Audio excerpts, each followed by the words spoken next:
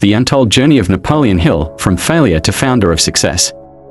In the quiet hills of rural Virginia, in 1883, a boy was born into poverty.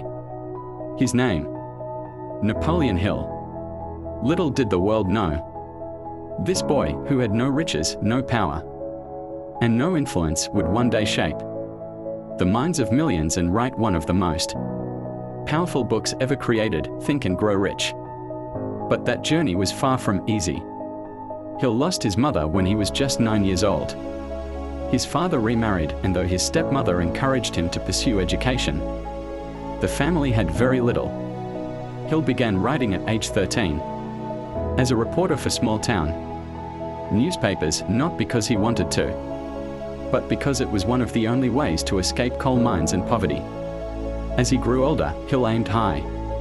He wanted to become a lawyer, but he couldn't afford college for long. He dropped out and started chasing business ventures.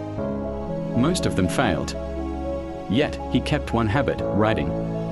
In 1908, Hill got the opportunity that would change his life forever.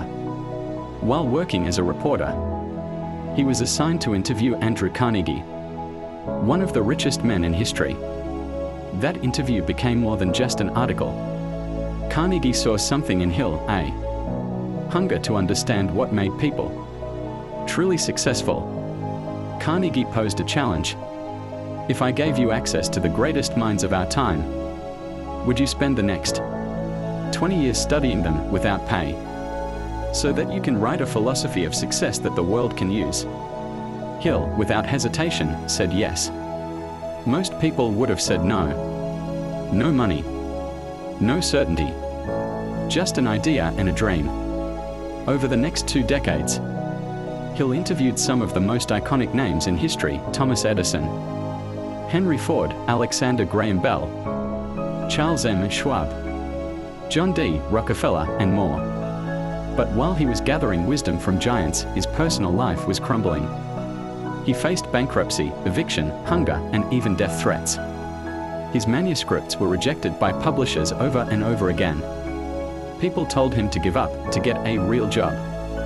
His marriage struggled under the weight of financial pressure. At one point, Hill was so broke, he considered burning all of his notes and giving up on the dream completely. But then, something shifted. He remembered what Carnegie said: every adversity carries with it the seed of an equivalent or greater benefit. That quote became Hill's anchor. He started to look at failure differently, not as an end, but as a lesson. In 1937, after nearly 25 years of research, pain, trial, and rejection, Hill published Think and Grow Rich. The world wasn't ready for how powerful it was. It sold millions of copies, changed the way people viewed wealth, mindset, and personal growth, and inspired leaders like Tony Robbins, Bob Proctor, Les Brown, and countless others.